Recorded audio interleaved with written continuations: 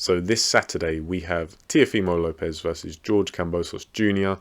for all the belts at lightweight other than the WBC. This fight I've had notes on my phone for a long time now because it was originally scheduled for June, was postponed until October I think, and then postponed once again, and it looks as if it may be happening on Saturday, but there's still time for things to go wrong, so, you know, touch wood that actually happens and we can move on after it. I'm going to start off with George Kambosos for this preview and prediction because I'm actually quite familiar with him. I first saw him on Instagram back in 2015 or 2016, and on my Explore page, I used to get a lot of his training footage come through, and he had a bit of a name for himself because he was a long-time sparring partner of Manny Pacquiao. And if you're going to be sparring multiple rounds of Manny Pacquiao over a long-term basis, you probably have some degree of capability.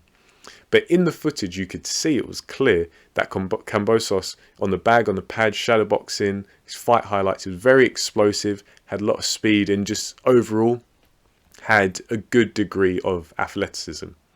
However, back then, and even now, I have the same criticism of his technique, is that it's very centre line heavy. He doesn't really, well, if you watch him shadowbox, you watch him on the bag, you watch him on the pads, all his offense typically comes on the centre line.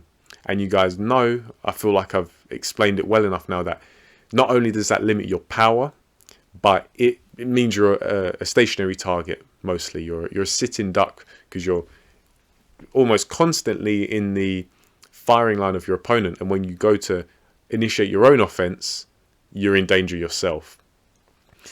And so even though he had this athleticism, he was quite tense.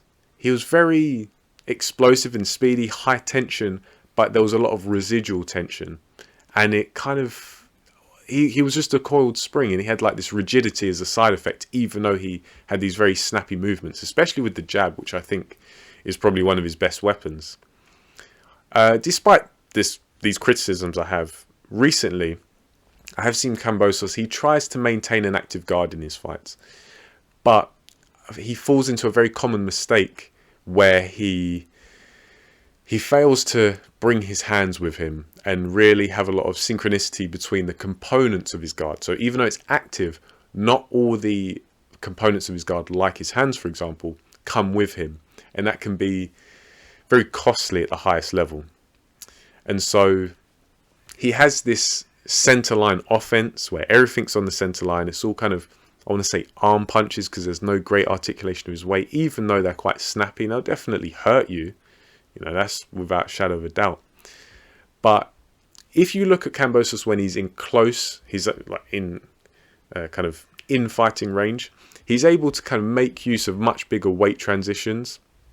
And, you know, often you'll see him, he'll roll away from the right hand, but then he'll roll back into the engagement of his own right. And inherently that just has more power.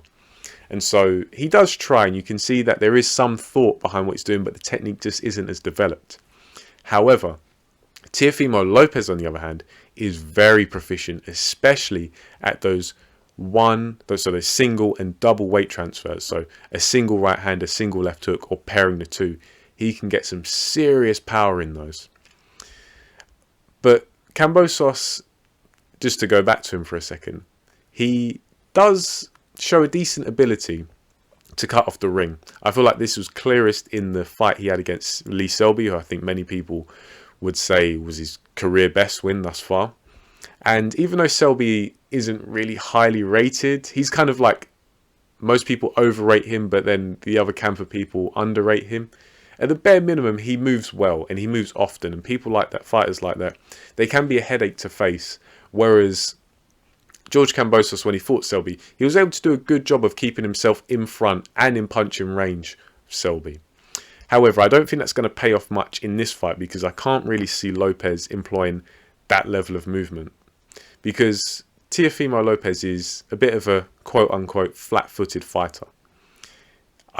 He has very good control of his body weight and some pretty good biomechanics, especially when it comes to his punching. So I don't think he's not flat-footed in the sense that I would use myself, but he doesn't employ a lot of movement around the ring. So I think that's why the flat-footed tag comes from. And if you look at Teofimo Lopez, his style, he's a bit of a back foot merchant. And I don't necessarily mean, like, this is my boxing lingo, I don't mean that he travels backwards a lot in terms of his location in the ring. I mean, if you look at his stance, the vast majority of his weight is often on his back leg, his right leg. And so he's loading that right hand and keeping the left hand unloaded so he can use it to jab more directly and feint and probe, getting a reaction from his opponent and setting up the right hand. Excuse me. But even though he maybe has a bit of a one-dimensional stance, he makes up for it by being a bit more fluid in his motions. He can rip his weight from forward to back. That means having a powerful left hand, a powerful right hand.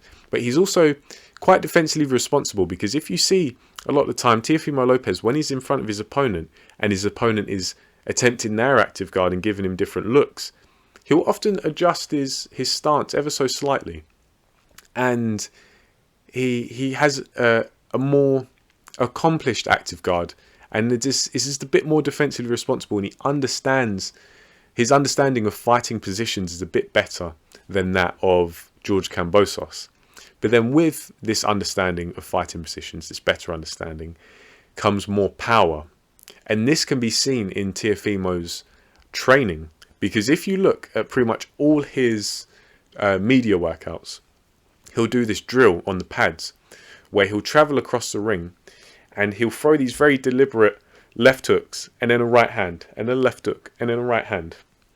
And those weight transitions from left to right and right to left are so clean, and they develop so much power that he has such a good application of power and punching technique in the fight itself. And so those drills, they look simple, but those are how you define your fighting positions. And that's something that George Kambosos lacks. And so Teofimo Lopez is a very sharp and very powerful fighter because of those drills like that. But most importantly, he has that understanding of positioning. And so because his understanding is so much better than Kambosos's, I can only see Teofimo Lopez winning this fight. I think I'd be very shocked if Kambosos beat him. And I think not only does Teofimo win this fight, but I believe he knocks Kambosos out, because I think he can do it with either hand. And I want to paint some scenarios where that could happen. So because Teofimo Lopez often has the majority of his weight on his back leg, that means his right hand is loaded.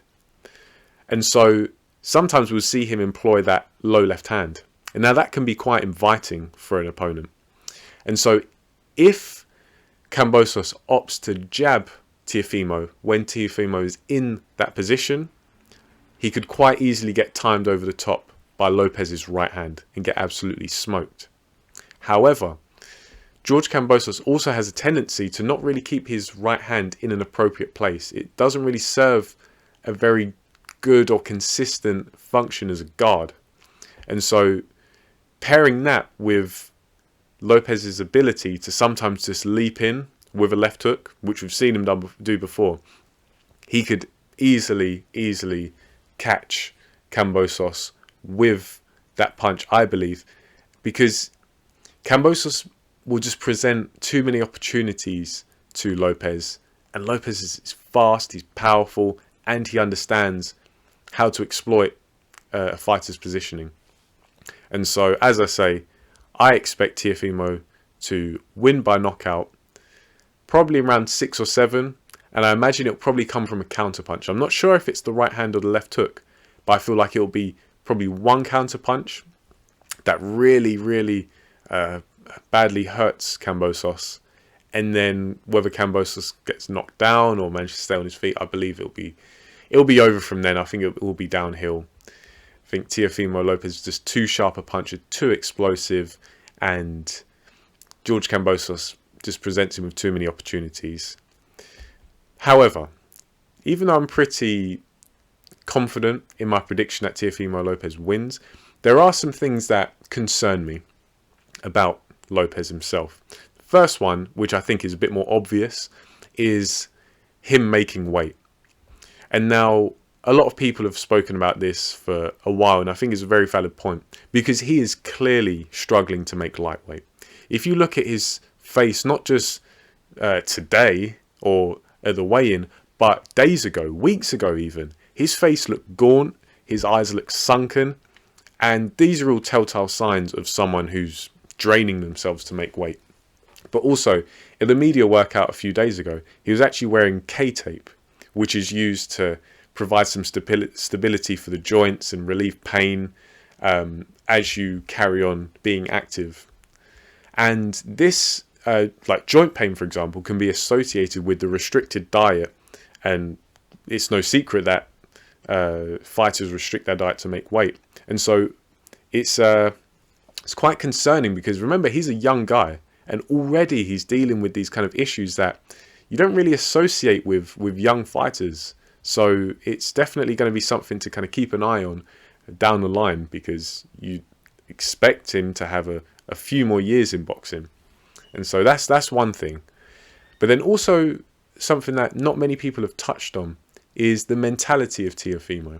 And now I'm a bit conflicted on how I feel about his personality, but I just want to put a few things out there.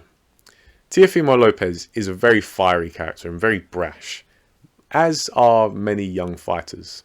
And I don't think that's not necessarily unusual, but there's an aura of arrogance from Lopez, which I'm going to maintain isn't necessarily a bad thing. To be a high-level operator in any field, any endeavor, you need to have a degree of arrogance. You need to have a degree of ego, because that's almost what fuels your continued development. Is you have the mindset of, I need to be better, I am better, how can I maximize my potential, how can I get the best performance out of myself. It comes from a place of, I'm better than this, and that's ego, that's arrogance. However, with Teofimo Lopez, he's a young guy, and I feel like there's like a level of immaturity that I get from him sometimes. Not always, but sometimes it just flashes through, mostly in interviews. Because he is young, he's like in his early 20s, so it's not unusual for people in their early 20s to be immature. But I just think that these things have to be kept in check, so he avoids becoming overconfident, because just because overconfidence is rare, it doesn't necessarily mean that it's not a real thing. It is very much a real thing. And we've had many recent examples of that. Like James DeGale, for example. He's one of the rare fighters who suffered with overconfidence. And it cost him many times. Look at the Truax fight. Truax, even though in his prime, I think always presented a stylistic, a style that James DeGale doesn't necessarily do well against. James DeGale is still levels above him. But he went into that fight thinking, I'm the gold medalist, I'm the champion, I'm the guy who's been on the road fighting this guy and that guy in their hometown. I'm so much better than Truax. Well, yeah, you saw the result of overconfidence in that fight. He took a shellacking from Caleb Truax. Anyway, I just think those are some things, the making weight and the mentality of Teofimo Lopez. Because to be honest, like, just to step away from boxing for a second, based on Teofimo Lopez's actions and the things he said of late, which I'm not going to disclose on YouTube because they'd swiftly get the channel probably banned, maybe. It's a serious topic, but YouTube doesn't like the truth. Teofimo Lopez is not someone who I'd endorse as a person, and he certainly wouldn't be my friend, but that's an aside. And this mentality stuff, this psychology stuff of Teofimo Lopez, it's just my interpretation. But I do think that there may be some holes in his psychology that his contemporaries, because remember, he's in a very competitive division right now, maybe they could potentially take advantage of that. But that'll be in the future. He has to get the business done against George Kambosos. So, yeah, that's my prediction. Teofimo Lopez by KO in round 6 or 7. Let me know what you think in the comment section below. Do you agree, disagree? Anything you think I've missed out? Let me know in the comment section below. Like, comment, share, subscribe, all that good stuff. Thanks for watching, and I'll catch you on the next video.